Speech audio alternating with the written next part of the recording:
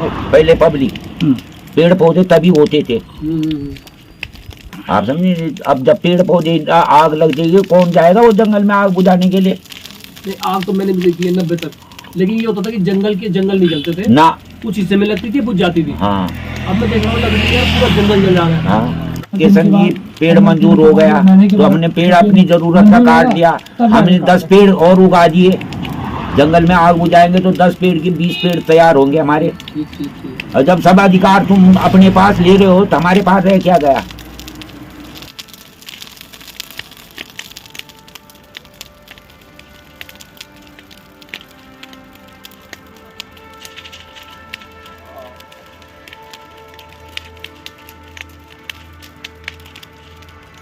इसमें तो बहुत चुनौतीपूर्ण है, क्योंकि तापमान इतना बढ़ा हुआ है कि ज़मीन भी आग उगल रही है और हमारे पास कर्मचारी भी जीवित होते हैं और आग न जाने कितने कितने क्षेत्रों में लग रही है।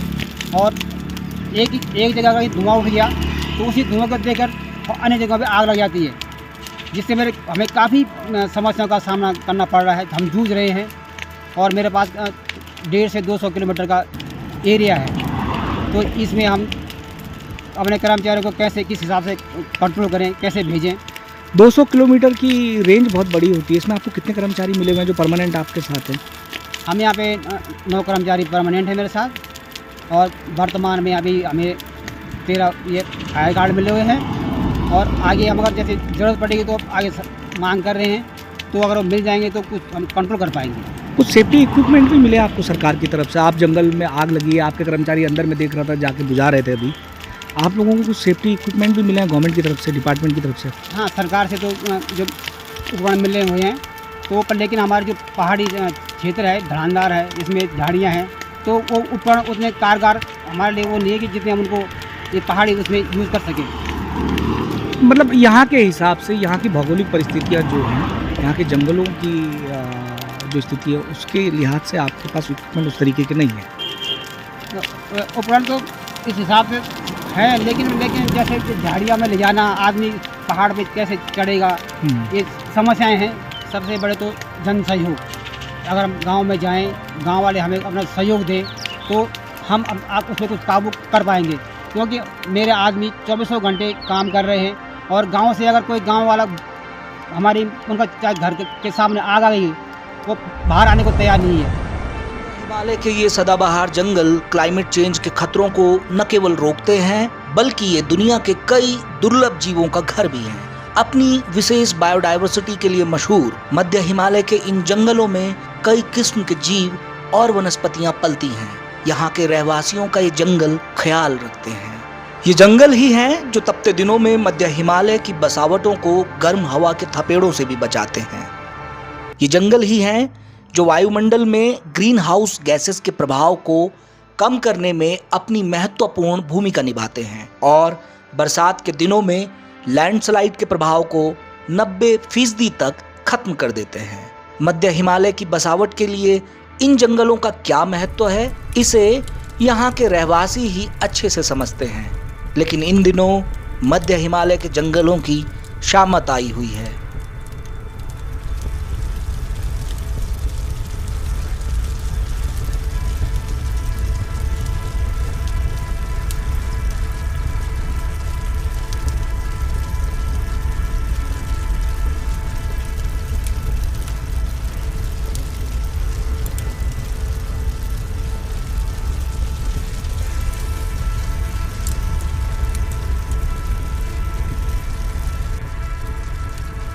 ये जंगल कुछ रोज पहले ऐसे नहीं थे।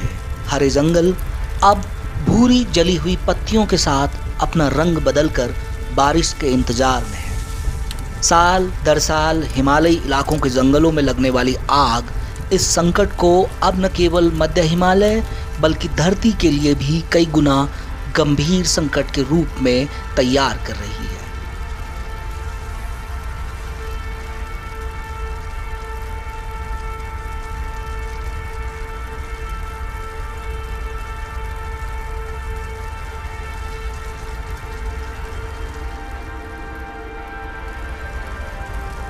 आमतौर पर फरवरी से जुलाई तक चलने वाले फायर सीजन की मियाद इन जंगलों में बढ़ गई है और इसकी रोकथाम के प्रयास जमीन पर बहुत नाकाफी ही नजर आते हैं।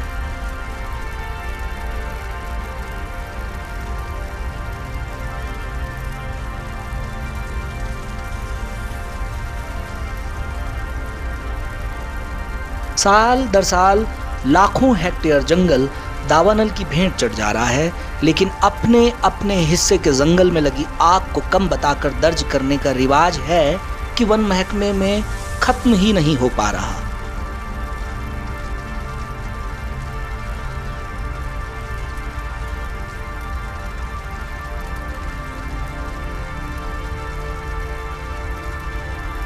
पश्चिम के देश डेटा की मदद से जहां अपने जंगलों को बचाने के लिए ठोस पॉलिसी और एक्शन प्लान तैयार करते हैं, तीसरी दुनिया के मुल्क भारत में डेटा को कम बताना इस संकट से निपटने के बजाय मजाक ही ज्यादा लगता है।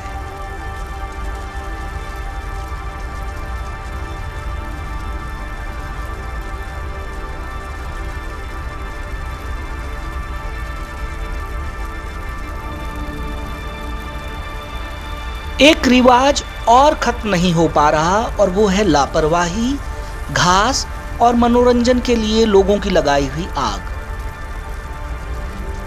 मनोरंजन के आगे हजारों जीवों की ये दुनिया आग की लपटों में घिरी हुई है। कभी कभी ये आग वन विभाग भी लगाता है, लेकिन उसे सरकारी दस्तावेजों में कंट्रोल फायर का नाम दिया गया है। इस कंट्रोल फायर की कई अनाम कहानियां भी हैं, जिनमें वनीकरण के दावों को ढकना भी कहानी का एक हिस्सा बन जाता है।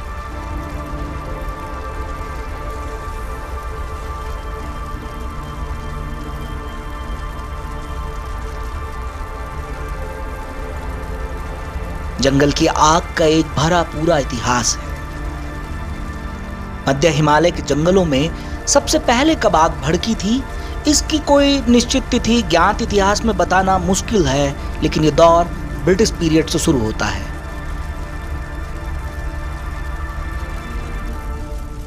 जंगल की जो आग है उसकी अगर हम हिस्ट्री देखें तो वो कोई बहुत पुराना, ऐसा नहीं है कि कई सालों पुरानी है, कुछ एक सदी पुरानी है शायद। जो हमारा सबसे पहला रिकॉर्ड है एक मेजर फॉरेस्ट फायर का, वो है 1911 का है। तो ब्रिटिशर्स ने जब चीड़ हमारे उत्तराखंड में लगाए, उसके बाद उनको मैनेज करने के लिए, उन जंगलों को मैनेज करने के लिए, वहाँ का प्रोडक्शन को और इम्प्रूव करने के लिए उन्होंने फॉरेस्ट फायर को इंट्रोड्यूस किया था। उसके बाद एक मुझे लगता है कि धीरे धीरे ये एक ट्रेडिशनल प्रैक्टिस हमारे कल्चर में आ गया। अपने रिसोर्सेज को मेंटेन करने के लिए गाँव वाले यूज़ करने लगे फायर को एज अ टूल, अपने घास के प्रोडक्शन के लिए, अच्छी घास होगी या अच्छी फसल मिलेगी घास की, उसके लिए करने लगे। लेकिन अक्सर जो ये फॉरेस्ट फायर होती है वो आउट ऑफ कंट्रोल हो जाती है। हमारे यहाँ जो फॉरेस्ट फायर है वो नेचुरल भी होती है, पर बहुत ही कम होती है नेचुरल। जनरली वो किसी इंसान के द्वारा ही लगाई गई होती है, चाहे वो किसी भी मंशा से लगाई जाए, चाहे वो अच्छी घास उगाने के लिए हो या मजाक में हो या सिर्फ मजे लेने के लिए हो, या फिर एक कभी कभी आपसी रंजिश जो होती है उसके लिए भी लगती है। और वो कभी कभी इतना बड़ा हो जाता है कि वो फिर कंट्रोल से बाहर हो जाती है।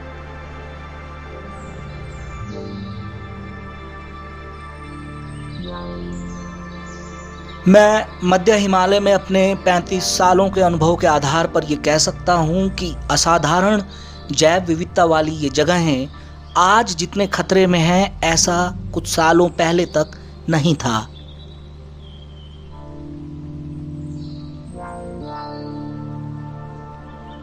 मध्य हिमालय के जंगलों में तापमान बढ़ रहा है, जो दुनिया का सबसे विविध स्थलीय पारिस्थितिकी तंत्र है। यह लंबे समय से माना जाता रहा है कि पेड़ों के नीचे जहां प्रत्यक्ष तौर पर सूर्य का प्रकाश कम होता है, उन हिस्सों पर जलवायु परिवर्तन का प्रभाव नहीं पड़ता है। लेकिन आज स्थितियां बदल गई हैं। मध्य हिमालय के वन्यजीव तापमान की एक सीमा के भीतर पलते बढ़ते रहे, लेकिन अब इस सीमा से बाहर के तापमान से निपटने के लिए वो अपने आप को अनुकूलित नहीं कर पा रहे हैं। लेकिन ये जो फॉरेस्ट फायर है, हम अक्सर इसको बहुत ऊपर तरीके से देखते हैं, अलग अलग तरीके की होती है, ग्राउंड में है, क्राउन में है। लेकिन इसका जो इम्पैक्ट है वो बहुत, आपको बहुत उसको डीप लेने की ज़रूरत है, बहुत अच्छे से समझने की ज़रूरत है कि जो इस फॉरेस्ट फायर का सिर्फ ये नहीं है कि आपने जंगल खो दिया। वो जो जंगल था वो 1 साल का या कुछ 50 साल का नहीं था, वो हज़ारों सालों से कुछ प्रोसेसेस हुए हैं इकोलॉजिकल, कुछ इन्वायरमेंट ने इन्वेस्ट किया है उस जगह पर, तब वो फॉरेस्ट उस तरह से बने हैं। और उन फॉरेस्ट को आपने हम एक इंसिडेंट से सारा ख़त्म कर देते हैं, आप सब पूरा स्ट्रक्चर इन्वायरमेंट का चेंज कर देते हैं। आप मेगा बायोडाइवर्सिटी से लेकर के माइक्रो तक सब इफेक्ट होता है। सॉइल की बायोडाइवर्सिटी से लेकर जो माइक्रोब्स हैं उनसे लेकर के बड़े बड़े जानवर, बड़े बड़े पेड़ सब खत्म हो जाते हैं।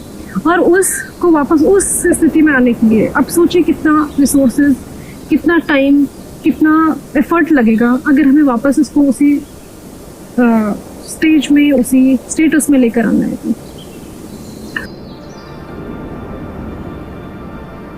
जंगलों में किए गए अध्ययनों में प्रजातियों की संरचना, व्यवहार में परिवर्तन और जानवरों, कीटों और पौधों की आबादी में भारी गिरावट पाई गई है। इन बदलावों को तापमान में वृद्धि होने से जोड़ा जा रहा है, जिसमें फॉरेस्ट फायर कई गुना इजाफा करती है।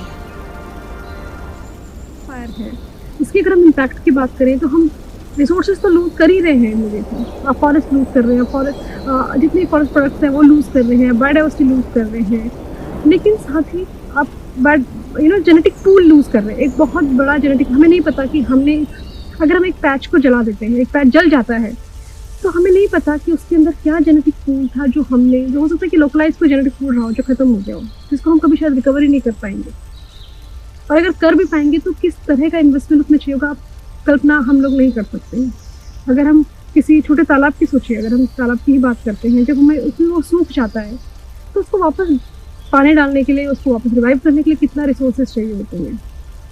न सिर्फ पैसे की बात नहीं कर रही हूँ मैं, जो हमारा ह्यूमन रिसोर्स चाहिए होता है, जो हमारा साइंटिफिक रिसोर्स चाहिए होता है, वो सब चाहिए होता है।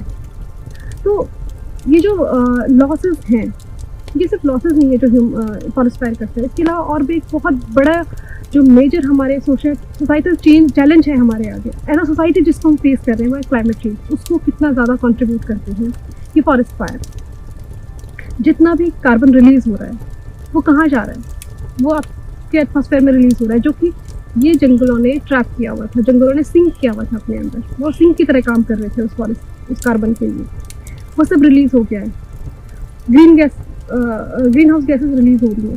और जो हम धुएं की बात कर रहे हैं, जो ब्लैक कार्बन के रूप में ग्लेशियर्स में जा रहा है, और वो ग्लेशियर्स जब उनके ऊपर वो ब्लैक कार्बन जमता है तो उनकी जो मेल्टिंग प्रोसेस है वो बहुत ज़्यादा बढ़ जाती है। और ये जो फॉरेस्ट फायर है एक लूप का भी हिस्सा है, एक चक्र बन जाता है, एक साइकिल बन जाता है। फॉरेस्ट फायर हो, टेम्परेचर बढ़ेगा, बारिश कम होगी, फॉरेस्ट फायर होंगे, फॉरेस्ट फायर होगी तो टेम्परेचर बढ़ेगा, तो वो एक चक्र बन जाता है। और जनरली फॉरेस्ट फायर होती है, अगर आप देखेंगे कि 2002 में जो फॉरेस्ट फायर थी कुछ 900 के आसपास इंसिडेंसेस थे उत्तराखंड में, और 2019 में मतलब 3-4 साल पहले उसके 40,000 से ज़्यादा इंसिडेंसेस थे। तो टेम्परेचर से आप सोच सकते हैं कि कैसे जैसे जैसे क्लाइमेट चेंज हो रहा है, जैसे जैसे क्लाइमेट चेंज वैसे वैसे जो फॉरेस्ट फायर के इंसिडेंसेस हैं वो बढ़ते जा रहे हैं। और वापस वो जो फॉरेस्ट फायर से रिलीज होने वाले जो जितना भी कार्बन है, जितना भी धुआं है, वो सब वापस कंट्रीब्यूट कर रहा है उस टेम्परेचर को फिर से बढ़ाने में और बढ़ाने में। मध्य हिमालय के जंगल वैश्विक जैव विविधता के असीम भंडार हैं और उनमें मौजूद प्रजातियों के जटिल नेटवर्क विशाल कार्बन स्टॉक का आधार है, जो जलवायु परिवर्तन को कम करने में मदद करते हैं। लेकिन जब ये जंगल धधकते हैं तो केवल अपने भीतर ही बदलाव नहीं करते, बल्कि जंगल के बाहर की दुनिया भी बुरी तरह से प्रभावित होती है।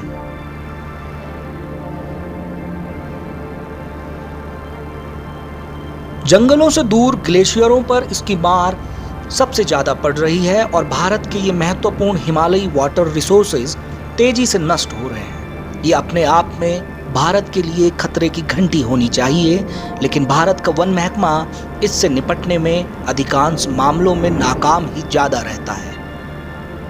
आग से ग्लेशियरों पर कार्बन की मात्रा सामान्य से 2.5 गुना बढ़कर 1899 नैनोग्राम से भी ज्यादा हो गई है। बीती सर्दियों में औसत से कम हिमपात और अब आग के कारण ग्लेशियर ब्लैक कार्बन की चपेट में आ गए हैं।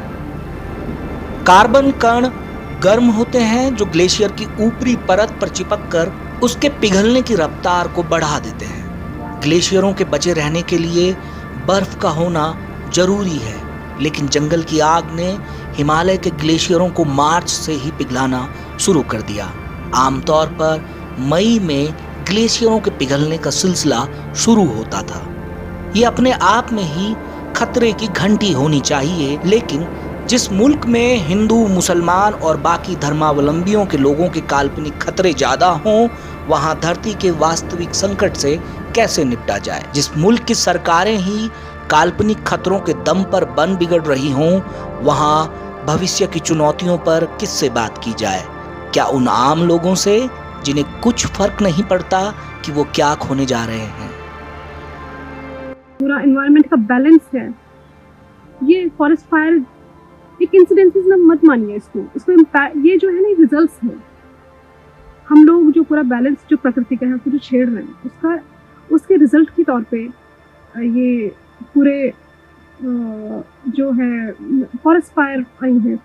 अब अगर आप वहाँ टूरिज्म को ही देखें, हमारे एरिया में उत्तराखंड में स्पेशली हिमाचल में या हिमालयी जो बाकी राज्य हैं, जो बाकी स्टेट्स हैं, हमारे एक्सेस देखिए टूरिस्ट का कितना बढ़ गया है। क्या वो एरियाज केपेबल हैं या इतने स्टेबलाइज्ड हैं या इतने स्टेबल हैं या इकोलॉजिकली इतने साउंड है? क्योंकि बहुत सेंसिटिव एरियाज है कि उतना फुटफॉल को वो झेले। जितने लोग जाएंगे, अगर 1 लाख या 10 लाख लोग जितने हम लोग बात कर रहे हैं केदारनाथ में जा रहे हैं, अगर वो 1 रात को वहाँ रुकते हैं तो जो वो कार्बन रिलीज करते हैं, जो वो करते हैं, क्या वो कहीं ना कहीं कंट्रीब्यूट नहीं कर रहा है टेम्परेचर राइज को? अकेले उत्तराखंड वन महकमे का डेटा कहता है कि पिछले 20 सालों में 44,554 हेक्टेयर जंगल तबाह हुए हैं, लेकिन ये आंकड़ा भी सरकारी फाइलों की आंकड़ेबाजी वाला ही ज्यादा है, जबकि वास्तविकता इससे कई गुना भयावह है। ब्लैक कण एक हफ्ते तक हवा में ही तैरते रहते हैं और फिर ग्लेशियर से चिपक जाते हैं। ये सूर्य की किरणों को तेजी से सोखते हैं और ग्लेशियर की ऊपरी परत गर्म होने लगती है। यूसेक की एक रिपोर्ट बताती है कि बीते 37 सालों में जंगल की आग और कार्बन कणों के चलते हिमालय के बर्फ से ढके रहने वाले क्षेत्र 26 वर्ग किलोमीटर तक घट चुके हैं। मध्य हिमालय के लोगों का भी कुछ ऐसा ही अनुभव है।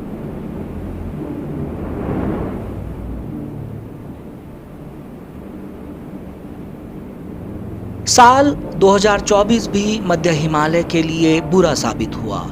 इस साल भी मध्य हिमालय का ऐसा शायद ही कोई हिस्सा बचा रह गया हो जहां से धुआं जंगलों से न उठा हो।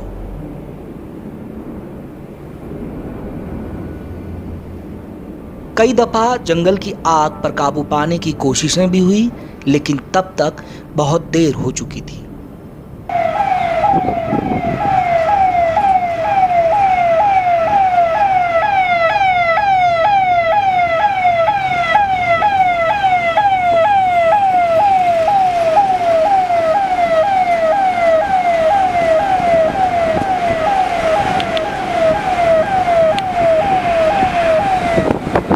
फायर ब्रिगेड की ये टीम पिछले कई घंटों से जंगल की आग को काबू करने की नाकाम कोशिश कर रही है, लेकिन आग अब विकराल रूप ले चुकी, जिस पर काबू पाना इस छोटी सी टीम के लिए मुश्किल हो चला है। 24/7 हम लोग तैयार हैं। तो आपके लिए ये फायर सीजन के 4 महीने काफ़ी चुनौतीपूर्ण है, खासकर पहाड़ों पे। किस तरीके की चुनौती आती है सर, जब इतने बड़ी एरिया में आग हो और आपको उसको कंट्रोल करने की जिम्मेदारी आपके पास हो? सबसे बड़ा तो इसमें मैं जो देखता हूँ कि आम जनता का सहयोग जो चाहिए, क्योंकि आम जनता का सहयोग रहेगा तो कोई भी डिपार्टमेंट है, हम हैं, फॉरेस्ट है, अगर कोई भी है, इतने बड़े क्षेत्र में कोई भी कवरअप बहुत जल्दी नहीं कर सकता। तो आम जनता अगर सहयोग करे तो हम लोग भी साथ में हैं, 24/7 लगे ही हैं। और जहाँ भी छोटी सी चिंगारी अगर दिखाई देती है, कोई भी पब्लिक का, कोई भी किसी भी तरह का आदमी है, उसको वहीं पर उसको अगर बुझा देता है तो ये कंडीशंस नहीं बनेंगी। और मेरी अपील भी है एक तरह से ये आम जनता से कि वो सहयोग करे और इन चीज़ों में वनाग्नि को रोकने में योगदान दे। पानी की बॉटल्स वगैरह साथ में रखते हैं, बिस्किट वगैरह ये सब साथ में लेके चलते हैं, क्योंकि काफ़ी लंबा टाइम हो जाता है। जैसे अभी मेरी टीम में भी शायद कि 9 बजे के लगभग की निकली हुई है और कंटिन्यू फायर फाइटिंग कर ही रही हैं। अभी कब तक करेंगी कुछ आइडिया नहीं है। ओके। पहाड़ों की सर जिस तरीके की भौगोलिक स्थितियां हैं और पानी हर जगह उपलब्ध नहीं है, एक टैंक आपका कितना कैपेसिटी का होता है लगभग? अभी जो हमारे पास टैंक हैं वो 2000 और 2200 लीटर के हैं। और आपने सही बोला कि पहाड़ों में थोड़ा सा पानी का प्रॉब्लम एक तो गर्मी की वजह से और थोड़ा वैसे भी है ही, खासकर पौड़ी में। तो इसके भरने के लिए हमको जो पॉइंट्स बनाए गए हैं वहीं पर जाना पड़ता है। अदरवाइज़ पौड़ी में कोई ऐसी नदी भी नहीं है, मेन पौड़ी की हम बात करें, कि जहाँ से फायर सर्विस पानी ले सके अपनी गाड़ियों द्वारा। यही चैलेंजेस हैं जो फेस करने पड़ते हैं। और कितना वक्त लगता है आपको एक बार रिफ़िल करने में? अंदाज़ा लगाए तो कम से कम आधा से पौन घंटा लग ही जाता है, क्योंकि गाड़ी यहाँ से चल के भी जाएगी, फिर वहाँ इक्विपमेंट्स वगैरह अपने लगाने के बाद फिल भी करेगी और फिर वहाँ से बैक भी आएगी। और एक गाड़ी कवर अप कितनी फॉरेस्ट के कितने एरिया को कवर अप आप कर लेते हैं फायर को कंट्रोल फायर के ऊपर डिपेंड करता है। जैसे अभी आपने देखा था कि एक ही जगह बहुत भयंकर रूप हो गया था, तो हमें पूरी गाड़ी वहीं फिर जो है खाली करनी पड़ी। शुक्रिया, वाकई आपका काम बहुत चुनौतीपूर्ण है। Thank you. आग जब तक जमीन पर चलती है तब तक उस पर काबू पाया जा सकता है, लेकिन जब आग जमीन को छोड़कर पेड़ों के ऊपरी हिस्से यानी कि क्राउन फायर में तब्दील हो जाती है, तब ये जंगल के भीतर दाखिल होने वाले हर शख्स, हर जीव के लिए बहुत बहुत बहुत भयानक हो सकती है।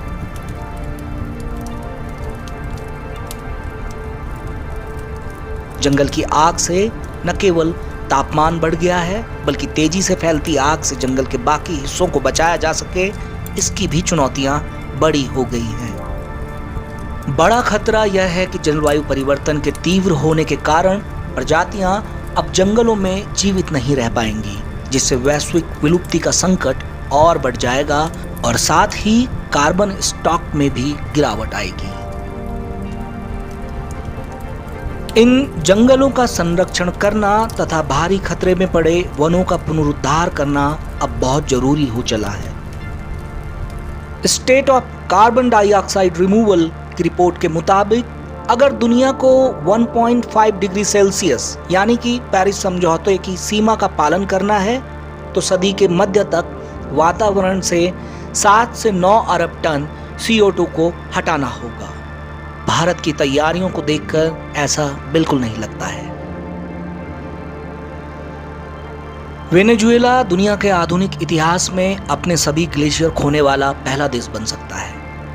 वैज्ञानिक तरीकों से एडवोकेसी करने वाले संगठन इंटरनेशनल क्रायोस्फीयर क्लाइमेट इनिशिएटिव के मुताबिक दक्षिण अमेरिकी राष्ट्र का एकमात्र बचा हुआ ग्लेशियर हम्बोल्ट याला कोरोना इंडीज में ग्लेशियर के रूप में शामिल किए जाने के लिए अब बहुत छोटा हो गया है। संगठन ने कहा, इससे वेनेजुएला इंडीज पर्वत श्रृंखला में अपने सभी ग्लेशियर खोने वाला पहला देश बन गया है।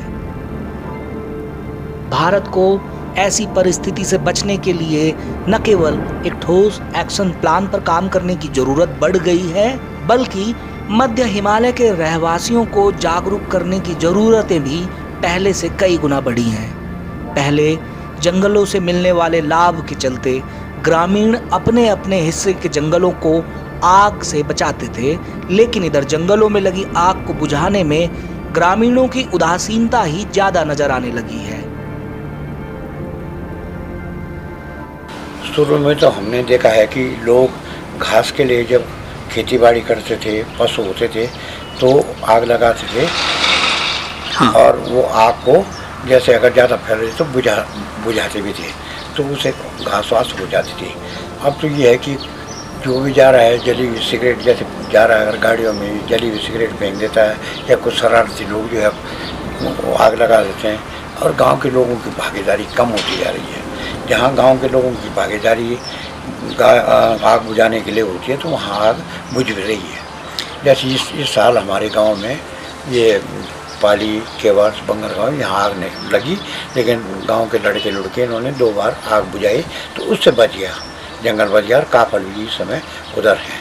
पहले ऐसा कि गाँव में जो है लोग ज़्यादा थे गाँव में, अब पलायन काफ़ी हुआ और कुछ रिटायर्ड बूढ़े लोग ही गांव में रह गए। बच्चे जो है जिनको कोई काम नहीं है वो फालतू है गांव में। उसकी वजह से भी जो है लोगों का उत्साह कम हुआ है।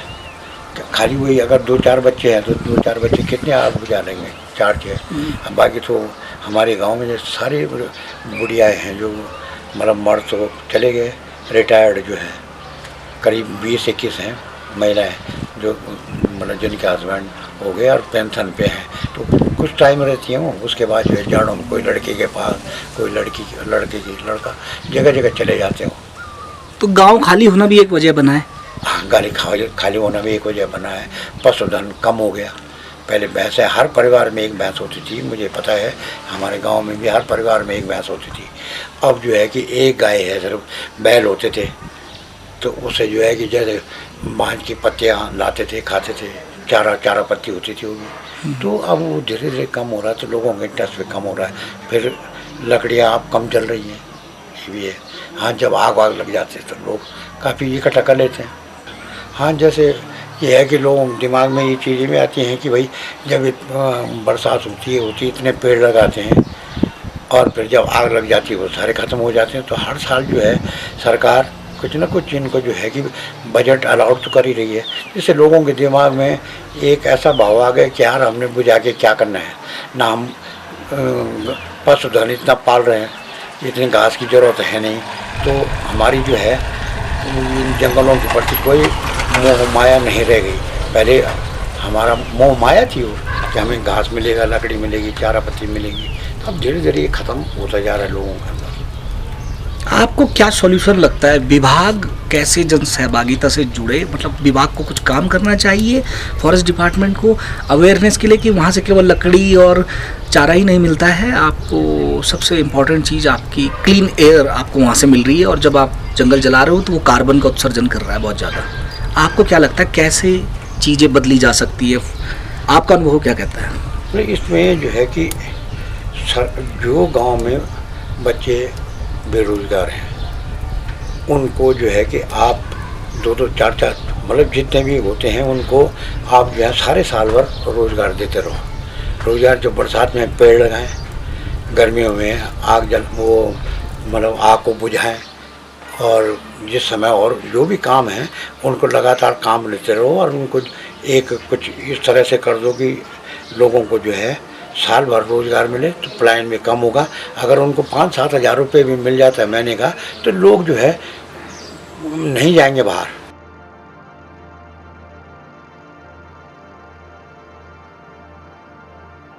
इसके पीछे एक बड़ी वजह जंगलों से ग्रामीणों के अधिकारों में हुई कटौती भी बनी है। सालों से जो ग्रामीण जंगलों को बचाते आए थे, उन्होंने अब इन जंगलों का हाल वन महकमे पर ही छोड़ दिया है। ग्लेशियर बर्फ के बड़े ढेर होते हैं जो सर्दियों से बर्फ के जमाव के कारण बनते हैं। जलवायु परिवर्तन के कारण वैश्विक तापमान में वृद्धि के साथ बर्फ के बड़े मात्रा में पिघलना एक सतत घटना है जो अन्य बातों के अलावा दुनिया भर में समुद्र के स्तर को बढ़ाने के लिए भी जिम्मेदार है। दुनिया भर में ग्लेशियर सिकुड़ रहे हैं और कुछ तो विशेषज्ञों की भविष्यवाणी से भी अधिक तेजी से गायब हो गए। हिमालयी ग्लेशियर पिछले 20 सालों में कितनी तेजी से पिघले हैं, इसका अंदाजा स्थानीय लोगों को भी है, लेकिन उनके हाथ में इसे दुरुस्त करने के लिए कोई सुराग नहीं है।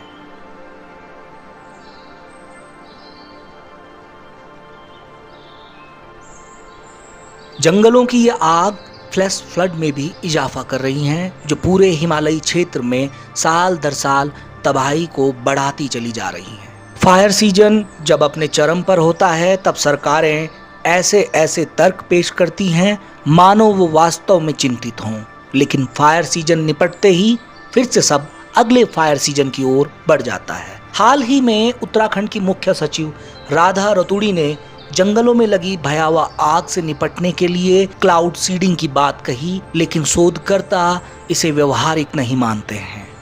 क्लाउड सीडिंग जैसा जिस बात पे बहुत लोग कह रहे हैं कि क्लाउड सीडिंग कर सकते हैं, मैं जब भी रिसर्च करती हूँ अपने कलीग के यहाँ तो क्लाउड सीडिंग की बात आती है, लेकिन क्लाउड सीडिंग में भी आप मैनिपुलेट कर रहे हैं वेदर को, लेकिन क्या फिर वो आप उसको कितना कंट्रोल कर पाएंगे, और क्या वो जो मैनिपुलेट कर रहे हैं क्या हम हर बार उतना कर सकते हैं, क्या सच में वो सॉल्यूशन होगा? तो उस पर और आई थिंक बात की जानी चाहिए, उस पर और रिसर्च होनी चाहिए कि क्या सच में वो एक सॉल्यूशन है। पर मेरी नज़र में तो अभी तक तो नहीं है, क्योंकि उसके लिए भी आप वेदर से फिर से छेड़छाड़ कर रहे हैं। फिर ये इनके अगर आप और इम्पैक्ट देखें तो फ्लैश फ्लड्स में इम्पैक्ट दिखेगा, क्योंकि फ्लैश फ्लड भी ज़्यादा टेम्परेचर जो बढ़ जाता है तो हमारे फ्लैश फ्लड्स भी जो ये बाढ़ आ रही हैं बड़ी बड़ी, वो सब में कंट्रीब्यूट करते हैं, उनके नंबर्स बढ़ेंगे। जो अगर आप देखें कि देखिए जो बारिश है, बारिश का पानी जो धरती पे पड़ता है वो कम नहीं हुआ है, लेकिन नंबर ऑफ डेज कम हो गए। तो जो बारिश हमें पहले 10 दिन में मिलती थी, अब शायद 4-5 दिनों में मिल रही है, या 7-8 दिनों में मिल रही है, तो उसका इंटेंसिटी बढ़ जाता है, तो उससे फ्लैश फ्लड आते हैं। लेकिन ये सब आपस में लिंक्ड है।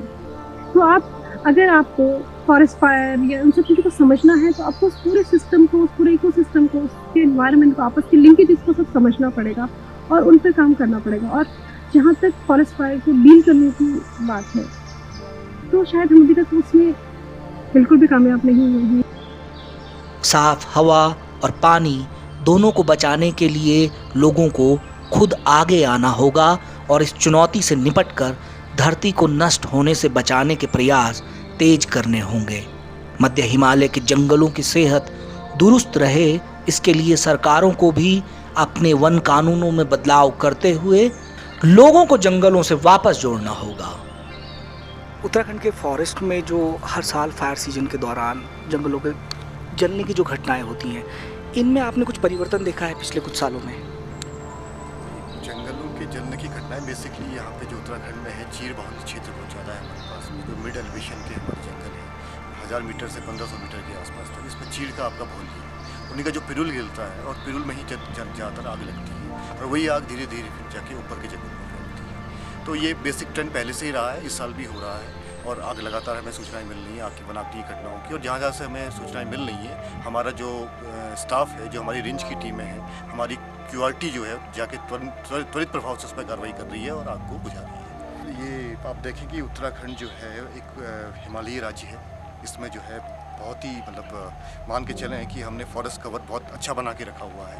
और इसी डिवीज़न की मैं बात करूं, करीब 80,000 हेक्टेयर के आसपास हमारे पास जंगल है। तो ये बहुत ही चुनौतीपूर्ण कार्य है कि एक मतलब जो है इतने बड़े एरिया को और लिमिटेड स्टाफ के साथ बचा पाना, लेकिन फिर भी हम अपनी पूरी शिद्दत के साथ में, निष्ठा के साथ में, जितना भी स्टाफ फॉरेस्ट का स्टाफ यहाँ पे अभी काम कर रहा है, पूरी शिद्दत के साथ में अपना 100% से ऊपर देते हुए काम कर रहा है। और जब कभी भी ऐसी जब जैसे आप देख रहे हैं इस तरह की लपटें आती हैं, 15-15 फीट अगर लपटें हो जाएँ तो उस फायर में किसी के लिए भी जा पाना बहुत ही चुनौती वाला काम है, कोई भी वहाँ जा नहीं सकता है। तो हम क्या करते हैं बेसिकली कि उससे थोड़ा दूर एक फायर लाइन का कटाव करते हैं, जिससे कि फायर लाइन काटने के बाद जो आग है उस तरफ की आग इस तरफ ना जा पाए। और फायर डिपार्टमेंट को हमने यहाँ पे बुलाया हुआ है कि जो रोड किनारे की आग है कम से कम वो डाउज ऑफ पानी के माध्यम से कर पाए। कार्बन हमें हिमालय की ग्लेशियर्स में मिला है, उसका ओरिजिन शायद दिल्ली या उससे भी दूर के जो राज्य हैं वहाँ से उसका ओरिजिन मिला है, कि वो जो वेहिकुलर पोल्यूशन है, तो ये सब कनेक्टेड है। तो किसी एक को कि फॉरेस्ट डिपार्टमेंट का रिस्पॉन्सिबिलिटी है या लोकल कम्युनिटीज का रिस्पॉन्सिबिलिटी है, किसी एक का या किसी एक एरिया का, किसी एक डिपार्टमेंट का, किसी एक कम्युनिटी का रिस्पॉन्सिबिलिटी नहीं है। पूरे जो एरियाज हैं जितने भी कनेक्टेड, सब आपस में कनेक्टेड हैं।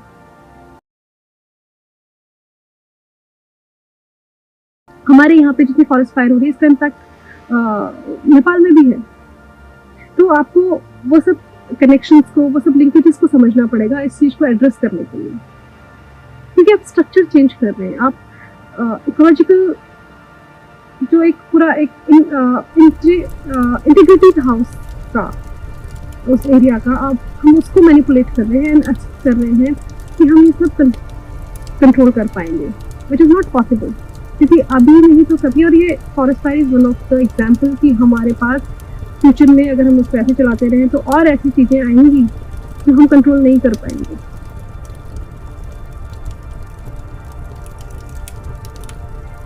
विकास की आंधी में तेजी से घट रहे जंगलों को बचाने के लिए सरकारों को अपनी कार्य योजना में वैज्ञानिक पद्धतियों को भी शामिल करना होगा, जिससे धरती के बढ़ते तापमान को कम करने में ये जंगल अपनी भूमिका निभाते रह सकें।